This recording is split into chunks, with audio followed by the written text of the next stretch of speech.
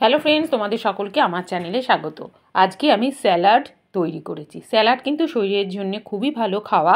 তো স্যালাডটা আমি কিভাবে তৈরি করেছি, কি দিয়ে তৈরি করেছি, চলো এখন দেখে নেওয়া যাক স্যালাডের মধ্যে আমি কি কি মেশাবো। একটা শসা নিয়েছি আর একটা ছোট্ট সাইজের গাজর নিয়েছি। তোমরা টমেটো, তারপর পেঁয়াজ, তোমরা বাঁধাকপির পাতা, লেটুস পাতা অনেক কিছুই দিতে পারো। তো আমি আজকে শুধু শসা আর গাজর দিয়ে স্যালাডটা তৈরি করব। শশা কিন্তু শরীরের জন্য খাওয়া উপকারী। শশার মধ্যে প্রচুর পরিমাণে জল থাকায় আমাদের শরীরের যে জলের ঘাটতি পূরণ করে আমরা যখন শশা খাই। আর শশার মধ্যে ভিটামিন সি আছে, শশার মধ্যে ভিটামিন 5 আছে, আর শশা শরীরকে খুবই ঠান্ডা রাখে আর কিডনি উপকার হয় শশা খেলে। গাজরের মধ্যেও কী আছে তোমরা জানো, গাজরের মধ্যেও কিন্তু ভিটামিন এ সি থাকে, আর গাজর খেলে আমাদের চোখ ভালো থাকে। আমি শশার খোসাগুলোকেও কিন্তু স্যালাডের মধ্যে দেব, কারণ শশার খোসার মধ্যেও ফাইবার থাকে। তো আমি শশাগুলোকে এইভাবে লম্বা লম্বা করে টুকরো করে নিচ্ছি। তোমরা তোমাদের পছন্দের মতন শশাগুলোকে টুকরো করে নিতে পারো। তো খোসা সমেতই দেখো আমি শশাগুলো টুকরো করে রেখে দিলাম।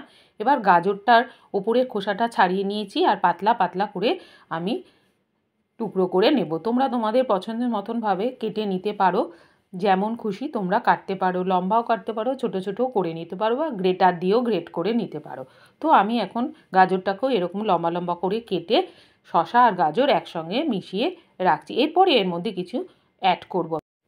এবার একটা বাটি নিয়েছি, বাটির মধ্যে আমি বেশ কিছুটা দই নেব। তোমরা তোমাদের ইচ্ছা খুশি মতন দই এখানে অ্যাড করতে পারো। আমি এখানে হাফ কাপ মতন দই নিয়েছি, আর হাফ চামচ কাশ্মীরি লঙ্কার গুঁড়ো, আর হাফ চামচ রক সল্ট, বিট নুন দিয়েছি, তোমরা এমনি লবণও দিতে পারো, আর চাট মশলা দিয়েছি 1 চামচ। এবার ভালো করে মশলাগুলোকে দইয়ের সাথে মিশিয়ে নেব। তারপরে দইয়ের সাথে যখন মেশানো হয়ে যাবে, টুকরো করে গাজর আর শসা যে রেখেছিলাম তার মধ্যে আমি এটাকে মিশিয়ে দেবো। তারপর ভালো করে শসার সঙ্গে দই আর মশলাগুলো একসাথে ভালো করে মিশিয়ে নেব। এইভাবে যদি তোমরা করে নাও, খেতে কিন্তু খুবই টেস্টি লাগে এই শসা আর গাজরের স্যালাড। স্যালাড খাওয়া তোমরা সকলেই জানো, ভালো রুটির সঙ্গেও খেতে পারো, ভাতের সাথেও খেতে পারো। তো আমি একটু ওপর দিয়ে ধনেপাতা অ্যাড করে দিলাম। তোমরা দেখতে পেয়েছো অতি সহজে একটা হেলদি স্যালাড তৈরি হয়ে যায়। তোমরা নিজেরাই তৈরি করে বাড়িতে এইভাবে খেতে পারো। তো আজকের ভিডিওটা যদি তোমাদের ভালো লেগে থাকে, লাইক, কমেন্ট, শেয়ার, সাবস্ক্রাইব করো। তোমাদের সাথে আমার দেখা হবে নেক্সট কোনো ভিডিওতে।